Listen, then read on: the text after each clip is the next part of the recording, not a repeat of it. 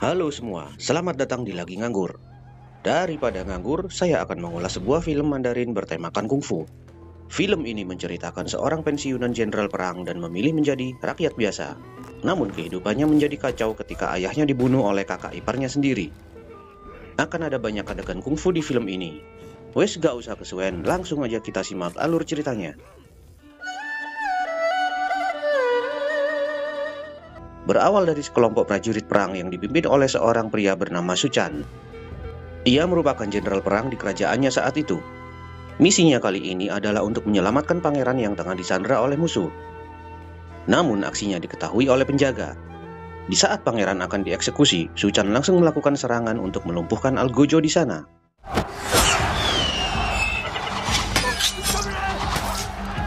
Pertarungan pun terjadi.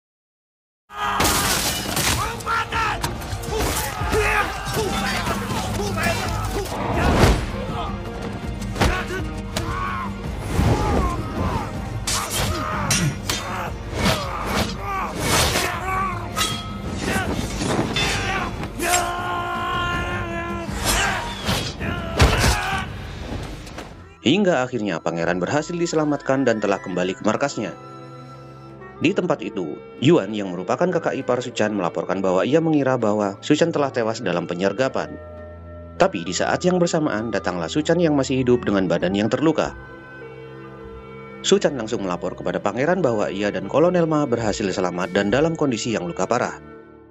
Karena aksi heroiknya Su Chan yang telah berhasil menyelamatkan pangeran pun akan meminta kaisar supaya Su Chan diangkat sebagai gubernur.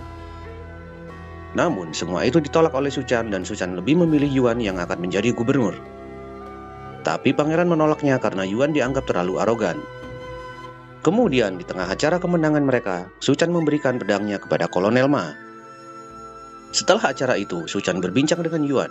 Yuan mengatakan bahwa ketika ada Su Chan, maka dirinya tidak dianggap lagi.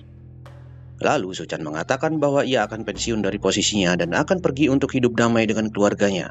Dan ia menyuruh Yuan untuk menjadi gubernur. Lalu Yuan menjawab bahwa pangeran tak suka padanya, jadi mustahil jika ia diangkat menjadi gubernur. Singkat cerita, 5 tahun kemudian Su Chan telah menikah dengan adiknya Yuan bernama Ying dan telah memiliki anak bernama Feng. Tak lama kemudian, datanglah ayah Su Chan yang bernama Wan Kun yang mengabarkan bahwa Yuan akan pulang. Tapi rencana kepulangan Yuan ini justru menjadikan Wan Kun curiga. Karena ia khawatir Yuan akan membalas dendam atas kematian ayahnya yang telah dibunuh oleh Wan Kun.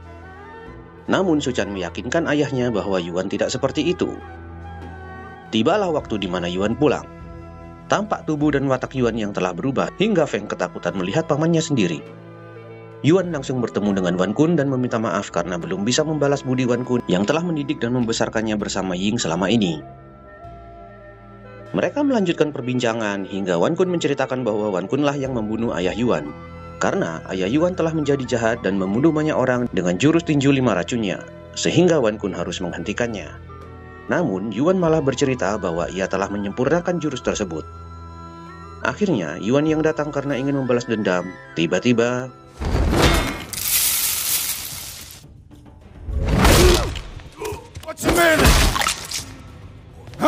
setelah membunuh dan memenggal kepala ayahnya, Yuan pun membungkus dan membawa kepala ayahnya tersebut.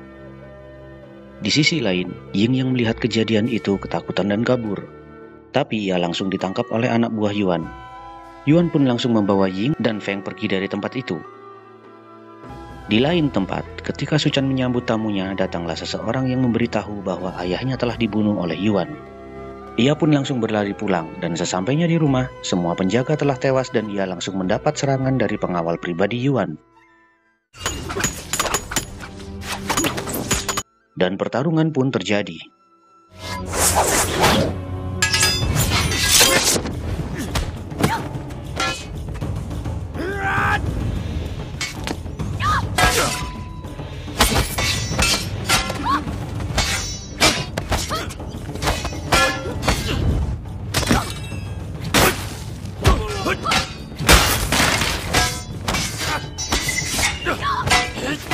Hingga mereka berdua pun kabur, dan Su Chan langsung mengejarnya dan membawanya menuju Yuan. Di lain tempat, Yuan sedang menyiapkan perayaan balas dendamnya dengan kepala ayahnya sebagai penghormatan. Hingga datanglah pengawal pribadi Yuan yang disusul oleh kedatangan Su Chan. Akhirnya Su Chan dan Yuan saling berhadapan dan bertarung. Di sini Yuan menjadi kebal terhadap senjata karena ia menggunakan baju jirah yang dijahit langsung ke tubuhnya.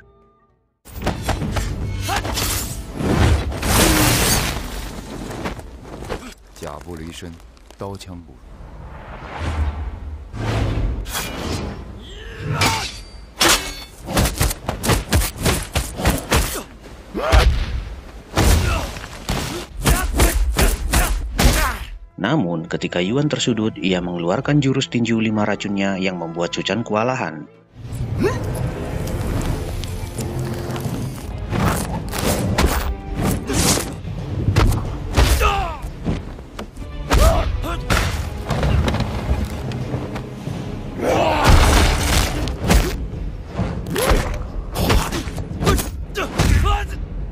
Hingga Su Chan terkena jurus racun tersebut. Namun ketika Yuan hendak membunuh Su Chan, Feng datang dan memohon supaya tidak membunuh ayahnya. Yuan pun menuruti permohonan Feng dan ia melempar Su Chan ke dalam sungai yang deras. Melihat hal itu, Ying pun ikut lompat ke dalam sungai untuk menyelamatkan Su Chan.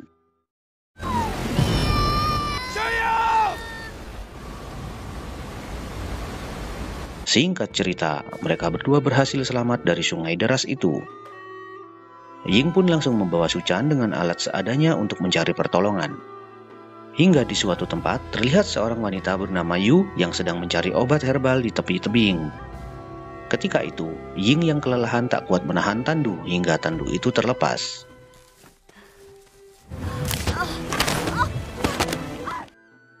Beruntungnya, Yu langsung datang dan berhasil menahan tandu Su Chan. Akhirnya mereka berdua pun dibawa ke rumah Yu yang bekerja sebagai peneliti obat herbal dan juga pembuat minuman anggur. Ia pun langsung mengobati Su Chan dan mempersilahkan mereka untuk tinggal sampai Su Chan telah pulih. Malam harinya, Su Chan kaget melihat lengannya yang lemah karena ototnya telah robek. Hingga hal itu membuat Su Chan frustasi. Bagaimana ia akan menyelamatkan Feng jika kondisi tangannya lemah seperti itu? Lalu, Ying mengatakan bahwa ini saatnya Su Chan untuk mendapat lawan yang harus dikalahkan, yaitu Yuan dan dirinya sendiri.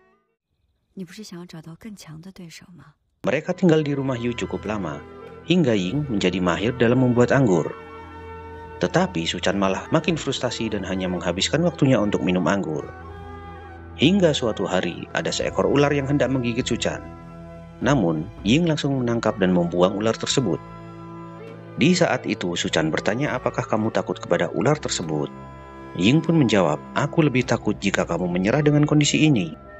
Mendengar hal itu, Su Chan langsung bangkit dan mulai melatih fisiknya.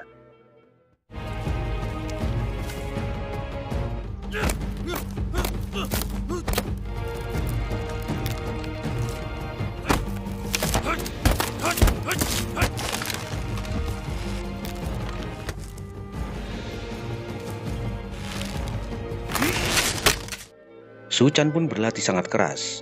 Hingga suatu hari, ia melihat ada 2 pendekar yang mengintainya di atas pohon. 2 pendekar misterius itu pun kabur menggunakan jurus peringan tubuh. Su Chan langsung mengejarnya hingga membawanya ke suatu situs kuno. Di sana ia telah ditunggu oleh 2 pendekar tersebut. 2 pendekar itu adalah Dewa Wushu dan Pertapa Tua. Su Chan pun langsung memohon untuk diangkat menjadi muridnya. Tetapi Pertapa Tua mengatakan kalau Su Chan harus mengalahkan Dewa Wushu dahulu, barulah ia diangkat menjadi muridnya. Hingga mereka berdua pun bertarung.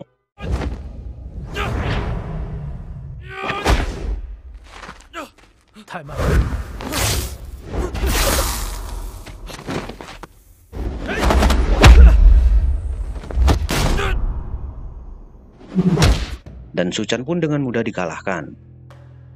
Hari-hari pun ia lalui dengan mencoba mengalahkan Dewa Wushu.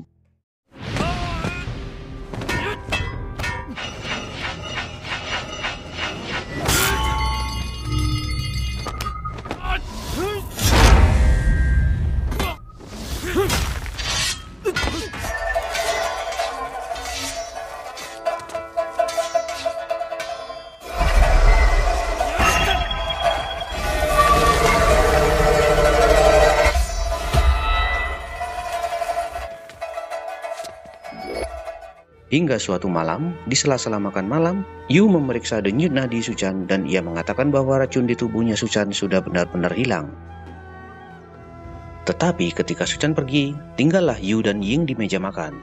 Di sana, Yu mengatakan kondisi tubuh Suchan yang sebenarnya, bahwa Suchan terlalu keras berlatih hingga menyebabkan denyut jantungnya tak beraturan serta matanya yang menjadi merah. Ia juga telah memvonis Suchan menjadi gila.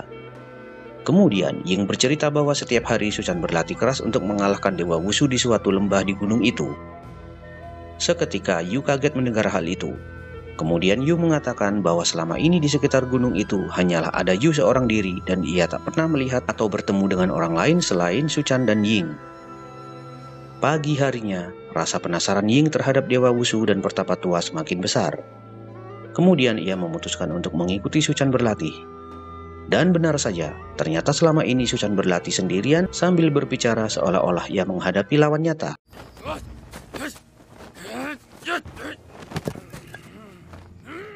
Jadi, selama ini Pertapa Tua dan Dewa Wushu hanyalah hayalan Suchan saja. Sesampainya di rumah, Suchan bercerita ke Ying bahwa ia hampir bisa mengalahkan Dewa Wushu. Tapi, Ying juga bercerita bahwa seharian ia menyaksikan Suchan berlatih seorang diri. Dan di sana tidak ada Dewa Wushu, Pertapa Tua maupun situs kuno. Seketika Suchan pun menjadi bingung. Tapi esok harinya, Suchan kembali berlatih dengan lawan hayalannya hingga ia berhasil mengalahkan Dewa Wushu.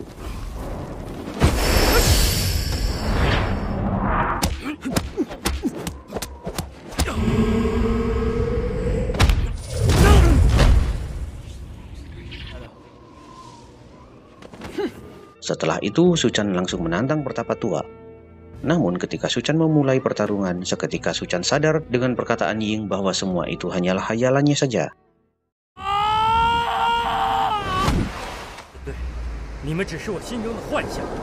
Singkat cerita, ketika Suchan kembali ke rumah, ia menemukan surat dari Ying yang mengatakan bahwa Ying pergi untuk menyelamatkan Feng. Di lain tempat, Ying telah sampai di kediaman Yuan. Di sana ia bertemu dengan Feng. Feng pun sangat senang mengetahui bahwa ibunya masih selamat. Begitu juga dengan Yuan yang sangat bahagia melihat kedatangan Ying di sana. Ying pun memohon kepada Yuan supaya melepaskan rantai di kaki Feng dan membiarkan mereka berdua pergi. Tak lama kemudian datanglah Suchan. Melihat kedatangannya, Ying pun langsung mencoba untuk membunuh Yuan, tapi usahanya itu gagal. Suchan langsung menerobos penjagaan hingga berhadapan dengan pengawal pribadi Yuan.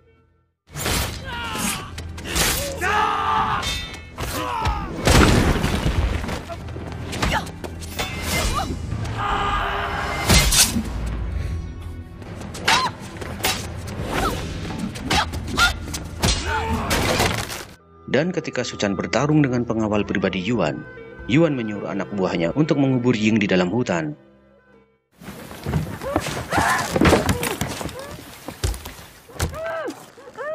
Setelah itu Yuan pun menghabisi anak buahnya yang bertugas mengubur Ying.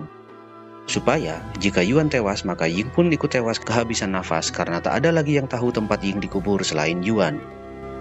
Kemudian kembali ke Suchan yang dengan mudah membantai pengawal pribadinya Yuan.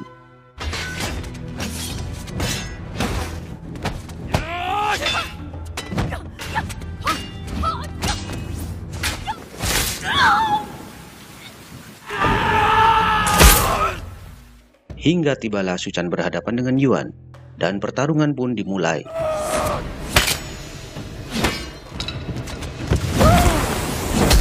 Suchan juga telah berhasil memotong rantai di kaki Fei.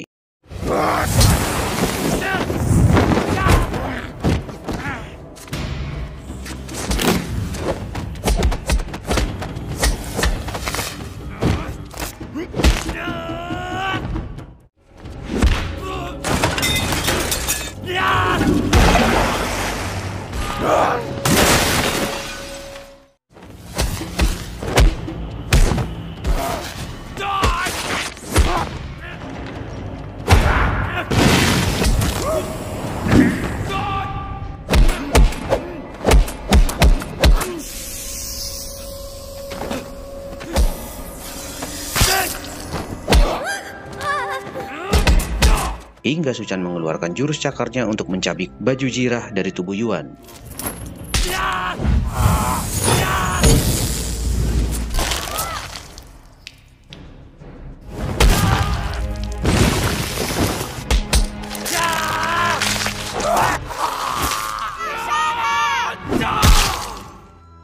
Dan ketika Suchan hampir mengalahkan Yuan, Feng memohon untuk tidak membunuh Yuan karena Yuanlah satu-satunya orang yang mengetahui lokasi Ying dikubur. Seketika Suchan dan Feng langsung berlari ke hutan untuk mencari Ying, hingga Suchan tak sengaja menginjak peti tempat Ying dikubur. Tapi mereka terlambat. Ketika mereka membuka peti tersebut, Ying telah tewas kehabisan nafas.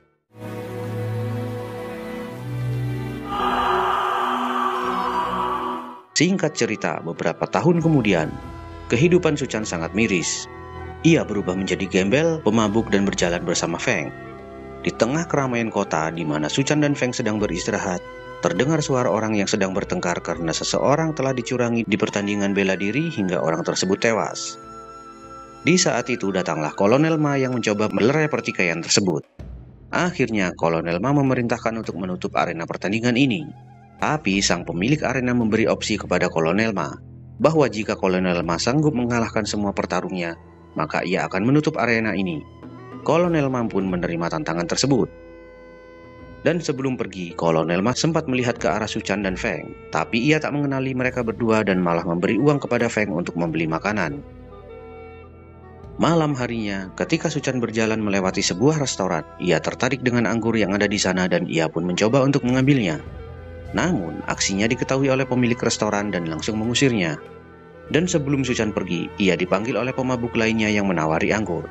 Suchan pun langsung mencoba mengambilnya hingga mereka berdua berebut anggur dengan jurus mabuknya.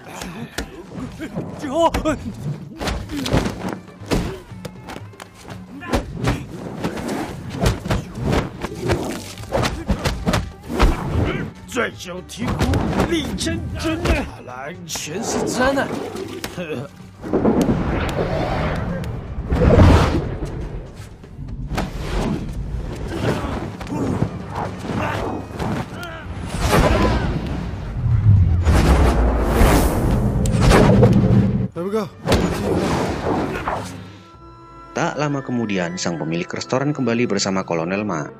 Namun, Suchan sudah tak ingat lagi dengan Kolonel Ma.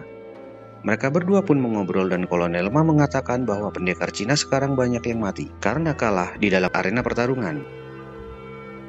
Dan kebetulan esok harinya Kolonel Ma akan bertarung melawan petarung arena.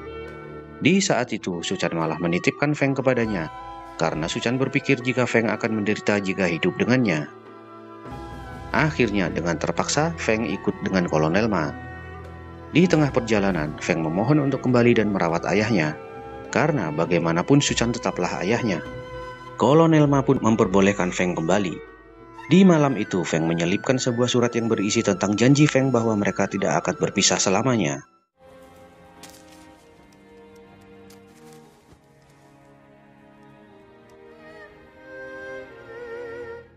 Esok paginya, Kolonel Ma bersiap untuk memasuki arena pertarungan. Di depan pintu masuk terlihat Suchan yang sedang menunggunya hingga mereka berdua pun masuk ke dalam arena. Di dalam sana, Kolonel Ma akan berhadapan dengan petarung berbadan besar bernama Anton Killer. Dan pertarungan pun dimulai.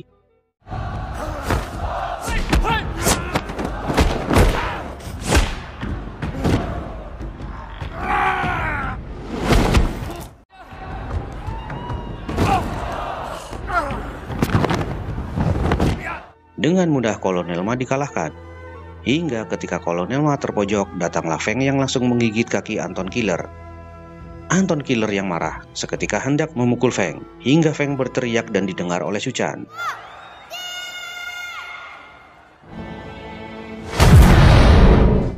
Suchan pun langsung menyerang Anton Killer. Dan ketika Anton Killer kewalahan, pemilik arena menambah jumlah petarung menjadi 3 orang. Pertarungan pun berlanjut.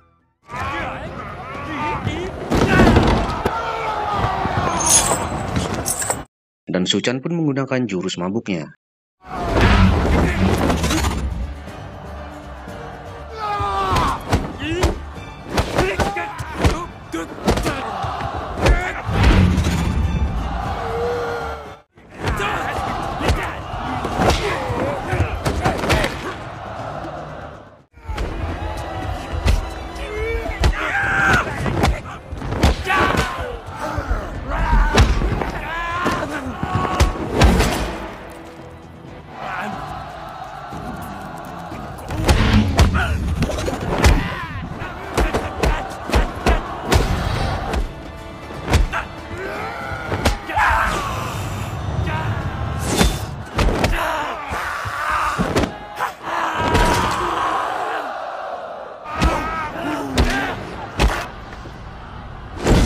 Hingga pada akhirnya Suchan berhasil mengalahkan 3 petarung itu dan ia dinobatkan sebagai pemenangnya.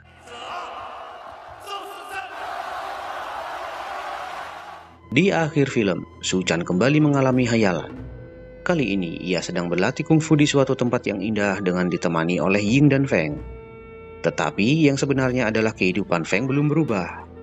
Ending yang menyedihkan.